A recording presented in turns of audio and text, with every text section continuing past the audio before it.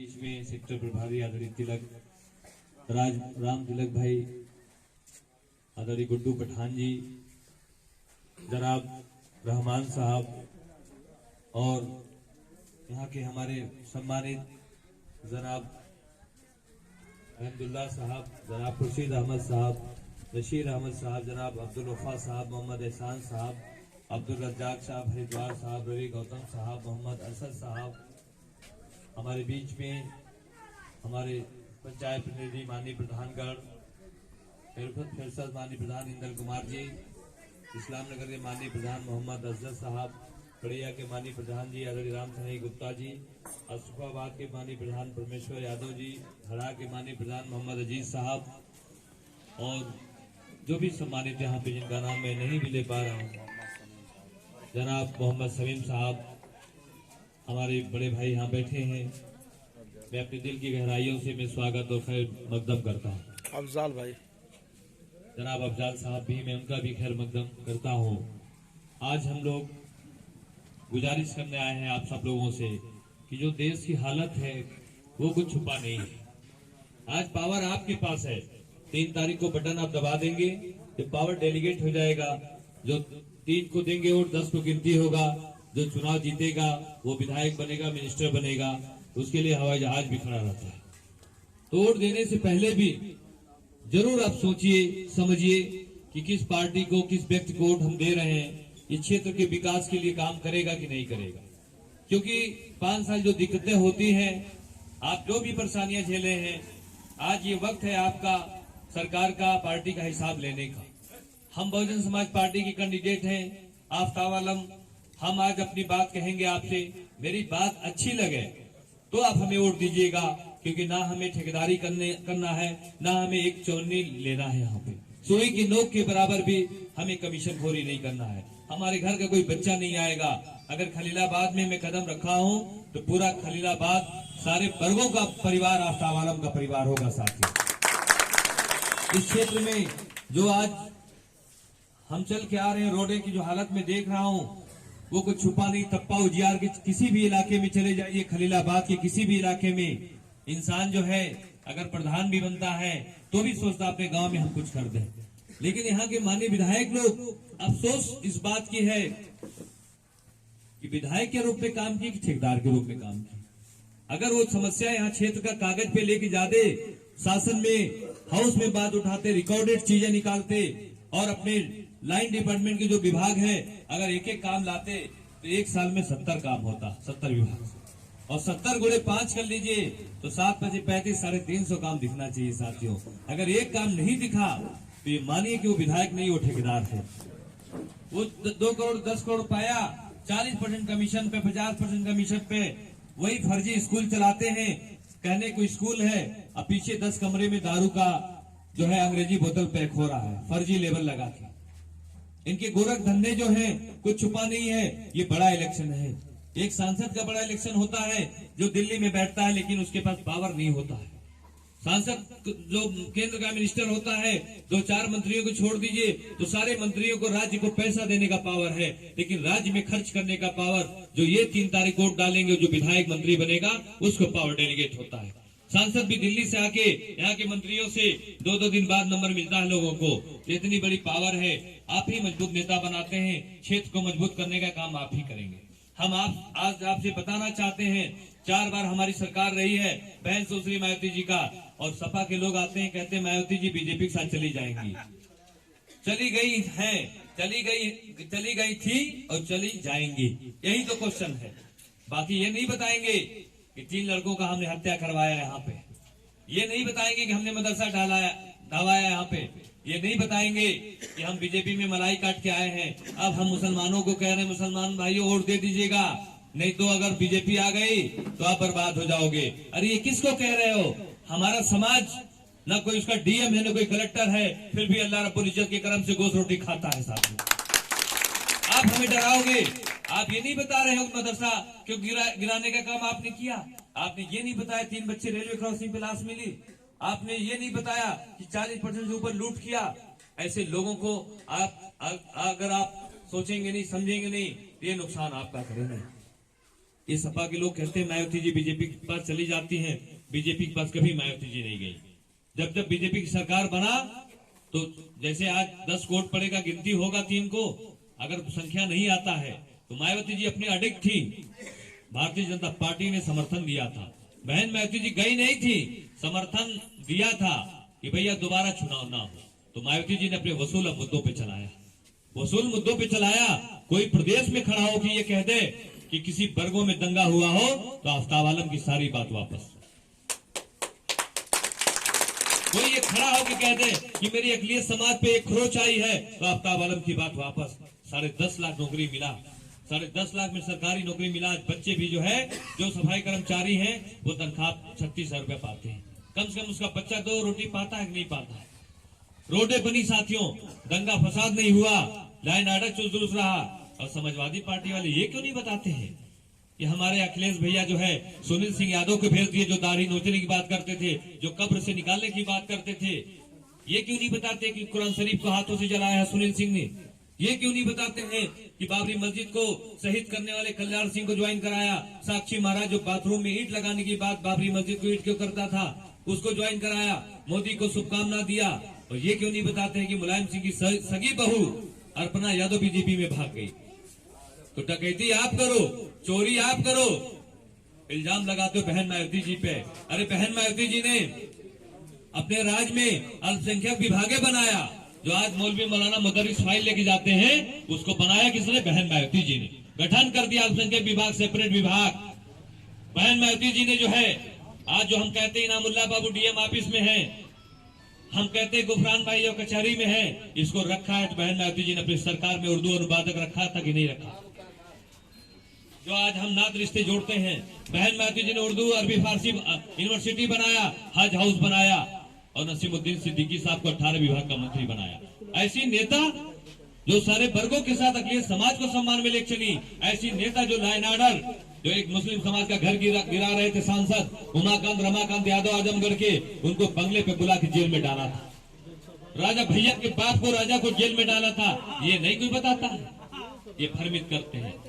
बहरहाल ये सब बात पार्टी की अपनी जगह है। मैं एक लाइन की बात कहूंगा आपसे कि अगर हम नहीं आते तो कोई खाली तो रहता नहीं। यही जो सपा में टिकट के दावेदार है, यही आते बसपा से, उनके 50,000 एक झोली ओट मिलता, आप भी दे देते और भी मिल जाता। लेकिन आपकी दुआ से टिकट हमें मिला। 40 साल मेरी उम्र है, अभी 20 साल हमको दौड़ा सकते हैं आपने। और बहन मायावती जी के करीब का हूं, ये लोग ठेकेदार हैं, अपने राष्ट्रीय अध्यक्षों को नमस्कार नहीं कर पाएंगे 1 महीना में। हमारी ये हैसियत है साथियों आपके दुआ से कि 21 साल में मैंने कभी एक सुई नहीं लिया। हम शिद्दत से एक पानी पे रह गए। हमारी बहन मायावती जी हमको इज्जत देती हैं। परसों बुलाई, हमको लगी डांटने कि तुम क्यों लेट कर दिए। मैंने कहा बहन जी मैं लगातार क्षेत्र में हूँ, ठंडक का दिन था इसलिए मैं नहीं आ पाया। कहीं तुम नहीं आए तो हम टिकट नहीं जारी कर पा रहे हैं। मैं जब बैठा साथियों तो दूसरे दिन टिकट जारी हुआ। ये आफ्ताब आलम की जो है आपकी दुआओं से जो है ऐसा है। आपके दुआ से ताबिश खान भाई बगल में लड़ रहे हैं, बहन मायावती जी ने एक टिकट उनको दिया, एक हमको दिया, एक बस्ती में जिम्मी को दिया और सारे वर्गों को दिया, चौरसिया समाज से लेके बैकवर्ड सबको दिया। ऐसी नेता जो 3 टिकट दिया कि नहीं दिया, जो आप फख्र से कह सकते हैं कि हमारे समाज का कोई 3 आदमी लड़ रहे हैं। जब लड़बे नहीं करेगा, विधेयक में नहीं रहेगा तो कहां से किसी तबीयत खराब हो जाए पीजीआई में भर्ती करना होगा, कहां से आप किसके पास जाएंगे? आपका बहुत रुपया हो, सहारा में भर्ती कर दीजिए, 1 हफ्ते का बिल 3 लाख रुपए आता है। रेडीमेड डॉक्टर देखते हैं। कम से कम आपका ये बेटा रहेगा, चवन्नी हराम में लेगा नहीं, फर्जी स्कूल में नहीं देगा। अगर यहाँ पे गांव के लोग खड़ा होकर कह दिए कि गुड्डू इनकी तबीयत खराब है, बेचारे कोई नहीं है, तो पैसा आपका रहेगा साथियों, क्योंकि आपकी बदौलत में जीतूंगा। वो सीधे 3 लाख रुपए उसके खाते में मैं दूंगा साथियों, मैं स्कूल में पैसा नहीं दूंगा। ये लोग 5 करोड़ का काम नहीं ला पाए। 100 IAS हमारे बहुत खास हैं। हम बहन मायावती जी के करीब का हूं। अगर बहन जी मुख्यमंत्री बनेंगी तो हजारों करोड़ का काम आएगा। ये रोड वहां से नहीं बनेगा जो है कि मोड़ से लेके यहाँ तक, ये रोड जहां तक निकल सकेगा निकलेगा साथियों, ताकि यहाँ से बस्ती भी जाना हो तो आपके लिए रोड का बढ़िया रहे। वहां पे जो है वजू खाना और बाथरूम तक की व्यवस्था हर 5 किलोमीटर पे करवाने की इरादा है।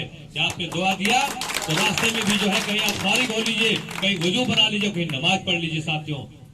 यहाँ तक कि जो है यहाँ पे हॉस्पिटल भी एक छोटा रहेगा, ताकि हार्ट का पेशेंट तो बस्ती और गोरखपुर ले जाते हैं दम टूट जाता है, पैसे की किल्लत, ले जाने में जो है कम से कम हॉस्पिटल रहेगा, वेंटिलेटर लगा रहेगा, किसी तबीयत खराब हुआ 100 गांव के लोग जब चाहेंगे अपने मरीज को भर्ती कर देंगे। तो कहीं ना कहीं हम लोगों का ध्यान उसमें नहीं है। फर्जी स्कूल और दारू में, कमीशन में, हम लोग प्लानर हैं, विजन है, और 5 वक्त का नमाजी हूँ। ये जानता हूँ जो है कि 40 साल उम्र होगा, 20 साल में बुढ़ा जाऊंगा और कब्र इंतजार कर रहा, 70-80 साल में जमीन में लेट जाऊंगा। साथियों, मैं जब तक रहूंगा ईमानदारी के साथ रहूंगा। आपका नमक खा लिया हूं, आप जो हमें जमीन पे बैठाएंगे तो भी आपकी इज्जत है सर आंखों पे, आप हमें आसमान पे बैठाएंगे तो भी आपके लिए जो है पूरे प्रदेश में डक्का बजेगा खलीलाबाद का। इतना ही आपको करना अपने युवा साथियों को। मैं ज्यादा बड़ा चीज तो नहीं करके जा रहा हूं, लेकिन जैसे जीतूंगा इंशाल्लाह 3 ट्रेनिंग सेंटर तो तुरंत मैं खोलूंगा किराए का मकान लेके। जो नौजवान बच्चे इनके हाथों में काम सिखाऊंगा ताकि दिल्ली बंबई जाए तो कम से कम 50 साल 1 लाख रुपया महीना कमाए, हर घरों में रोजी आए। जो बच्चे गरीब है, एडमिशन नहीं हो सकता, उसको 5,000 रुपया देकर उसको पढ़ाने की ललक में लाऊंगा साथियों। तो साथियों तय आपको करना है। एक आदमी जो है भाई यहाँ सपा लड़ाई में कभी रही नहीं है साथियों, 4 बार 3 बार मसूद चौधरी साहब हारे हैं, 2000 से 3000 से 6000 से। आप ऐसे सोच लीजिए कि माइनॉरिटी का वोट 70,000 75,000 पड़ेगा। अगर 15 डॉक्टर यूब साहब को दे दीजिए और लोग कहते हैं फलाने टिकट मिल रहा है, अगर फलाने आ भी जाए तो क्या हम मुसलमान नहीं है? क्या हमारे समाज के लोग नहीं है कि सब वोट उन्हीं दे देंगे? बिल्कुल। अरे अगर आधा आधा भी मिला तो 30,000 वोट होता, अगर 60,000 का 30,000 सपा में चला गया, 30,000 भी अगर आपका वोट मिला इंशाल्लाह तो चमार बिरादरी जो है 55,000 वोट देने जा रही है। नहीं 55 तो 40 मानिए, तो 40 और 30 कितना हुआ? 70,000। और आप मीटर लगा के चेक कर लीजिए, कोई गांव ऐसा नहीं होगा जिसमें आफ्ताब आलम इस समय जो है मजबूत लड़ाई में न हो सकती। कम से कम 1 लाख से ऊपर उठ जाएगा और चुनाव जीतूंगा तो सर झुकाऊंगा आपके सामने कि हम विधायक नहीं, एक एक बच्चा जो है यहाँ का विधायक है साथियों। मैं आऊंगा बगीचा में, रुकूंगा उसी बगीचा में, उस बगीचा में रिक्शे वाले भी बात करेंगे, तब बड़े आदमी को जाऊंगा चाय पीने, क्योंकि मेहनती आदमी हूँ। 200 गांव आज मैं पैदल में जा रहा हूँ लोगों पे, ये लोग ठेकेदारों को सेट कर रहे हैं। तो मेरा यही कहना है कि मेरी बातों में लगे कि मैं आपकी इज्जत हकूक इस क्षेत्र को विकास कर पाऊंगा, तो ये ठेकेदारों को सेट कर रहे हैं, इस बार आप ही सेट कर दीजिए इनको। आप ले आइए अपने बेटे को, आप ले आइए अपने बच्चे को। निश्चित तौर पे कहीं न कहीं एक चीज कमाया हूँ, ये लोग अपने राष्ट्रीय अध्यक्षों के करीब नहीं है, लेकिन मैं बहन मायावती जी को आप किसी से पता कर लीजिए कि कोई ऐसी बात नहीं हुई आज तक कि जो बहन मायावती जी ने नहीं किया। मैं विधायक का टिकट 5 साल मैंने कह दिया, एक लफ्ज नहीं की। कल एक टिकट फंसा था परसों रात में, कहने लगी वहां पे कैसे कर रहे हो? हमने कहा बहन जी कर दीजिए, नहीं करके उन्होंने हाँ कर दिया। ये सबसे बड़ी आपके दुआ से मैंने कमाया है, यही चीज है। भैया हाथी निशान, हाथी निशान। मेरे लोग, मैं आपसे भी सर्व समाज के साथ मैं अपने लोगों से मैं कहूंगा कि 50 सीट पर एक आपका विधायक नहीं होगा, कैसे काम करेगा? हमें कौन सी लालच पड़ी है साथियों? एक पद के लिए मैं आया हूं, एक स्टिकर हमको दे देंगे, मैं उतने ही में कर्जदार आपका रहूंगा। नहीं तो साथियों आप देखिए कि कौन लोग चुनाव लड़ रहे हैं, वही जो दारू का काम, फर्जी स्कूल का काम, सही तरीके से वोट नहीं मांगते ये आपसे, तो क्या सेवा करेंगे? जब वोट लेने के लिए नहीं झुकेंगे ये, इनके ठेकेदार लोग आएंगे, ठेकेदार जो है पान की दुकान पे तमाम तरह बात करेंगे जिन बातों से मतलब नहीं है। आज आप देखिए मोदी जोगी की सरकार है, कहते हैं हिंदू भाई जागते रहो, तालिबान पाकिस्तान नहीं बनने देंगे। अब खुद मोदी जी बिरयानी खाने जाते, मोदी जी सारे मुस्लिम देशों में गए, सारे अंबानी अडानी को काम दिला रहे हैं। ये बीजेपी की सरकार नहीं है, ये गुजरातियों की सरकार है साथियों। गुजराती कभी अपने आगे चलने नहीं देते हैं, ये पूरी दुनिया में धंधा करते हैं। अमेरिका में जाएंगे हीरे का बिजनेस सब गुजरातियों का है, दुबई में जाएंगे सोने का बिजनेस सब गुजरातियों का है। वही पैसा लगा के पीएम बनवाए है मोदी को, वही पैसा लगा के भारतीय जनता पार्टी चल रही। अब पूरा देश कंट्रोल में आ गया। 400 रुपया गैस का दाम था, आज 1100 रुपया हो गया। डीजल पेट्रोल का दाम बढ़ गया, सारे वर्गों का नुकसान है। मैं यही आपको बताना चाहता हूं कि यही समय आ गया रोकने का। इन समय में 10 मिनट जरूर निकाल लीजिए। हमने एक शब्द कह दिया, कहीं लगे मुझको वोट देने से आपकी इज्जत जा रही हो तो ऐसा वोट आप हमें मत दीजिएगा, क्योंकि आपसे बस यही मैं कहूंगा कि अच्छी अपना खूंटा मजबूत करिए साथियों। जब तक मजबूत नेता नहीं देंगे तब तक ये ठेकेदार पैदा होंगे। मजबूत लीडर देंगे तो लखनऊ में भी अपना कोई जाएगा तो एक कप चाय 2 रोटी की व्यवस्था रहेगा खलीलाबाद के। हमको तो जो घर मिलेगा, मैं घर भी नहीं लेने वाला हूँ। जो बंगला मिलेगा अगर आप भेजेंगे तो खलीलाबाद का परिवार का बंगला होगा साथियों। कोई दवा कराने जाए, कोई बंबई जाए, कम से कम एक उसका घर रहेगा तो रुक जाएगा साथियों। तो मैं मेहनती आदमी, मैं काम करने वाला आदमी हूँ, मैं हरामखोर नहीं हूँ साथियों। यही हमारी अपनी पहचान आफ्ताब आलम की।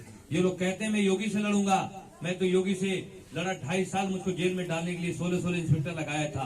तो कम से कम मैं आपके बीच में आया हूँ और मजबूत तरीके से आया हूँ। बहुत लोग टिकट की बात करते थे, आपको देखने को मिला होगा अगर कौशल तिवारी को हटा सकता हूँ साथियों। आपको देखने को मिला होगा कि आज अलग थलग पड़ी है, चाहे सपा हो चाहे बीजेपी हो साथियों। तो कम से कम एक डोए तो देना है आपको। जांच लीजिए, परख लीजिए। इस बार फुटकर में नहीं, अगर मेरी बात सही लगे तो थोक में वोट दीजिएगा साथियों। ये तप्पा उजियार जिसको चाहेगा बना लेगा साथियों। और इंशाल्लाह मैं बनूंगा तो मैं इस रोड से मैं कई बार गुजर चुका। रोड का काम तो ऐसा होगा कि जो काम चढ़ाऊ नहीं होगा, कि जल्दी से जो है तारकोल मंगा के रोलर चल जाए। इसका विशेष स्पेशल रोड बनेगा साथियों। पूरे तप्पा उजियार की एक एक्शन प्लान होगी कि अगर किसी को जाना है कड़जा भी जो है तो रोड की ऐसी होगी कि जब चाहे तो बहुत खूबसूरत तरीके से चला जाए। इस खलीलाबाद का विकास हम लोग करेंगे। तो गुजारिश अनुरोध है आपसे कि 3 तारीख को वोट पड़ेगा। आप लोग एक मजबूत नेता के रूप में अगर आप सब लोग इरादा बनाएंगे तो मेरा निशान हाथी है। आप पार्टी नहीं, आप दिल्ली लखनऊ के बारे में मत सोचिए। आप सिर्फ आफ्ताब आलम इसका जिम्मेदार होगा। आप हाथी पे बटन दबा के आप भेज दीजिएगा। 100 बीमारी का एक इलाज रहेगा साथियों। हमारे वहाँ दलाल नहीं है, मैं दलाल नहीं पालता हूँ। मैं हारना पसंद करूंगा लेकिन मैं किसी कहने पे नहीं जानता, क्योंकि मैं अभी नया आया हूँ। 3 महीना हुआ है, 4 महीना मैं अभी जान रहा हूँ, समझ रहा हूँ। आप लाएंगे एक एक लोगों से रास्ता में कायम कर ले जाऊंगा साथियों। मेहनत दिखेगा मेरा जो है। मैं यही दुआ की दरखास्त के साथ कि सबको मौका दिया आपने। 3 तारीख को हाथी पे बटन दबा के एक मौका दीजिएगा और 9 तारीख को हमारा पर्चा दाखिला है। जो लोग हमारे में मजबूत साथी होंगे, जो आ सकेंगे आसानी से, आप आएंगे, दुआ दे के हमको भेजेंगे तो मेरा भी जो है एक मनोबल बढ़ेगा। मैं यही अपनी बात करता हूँ। जय हिंद, जय भारत, खुदा हाफिज।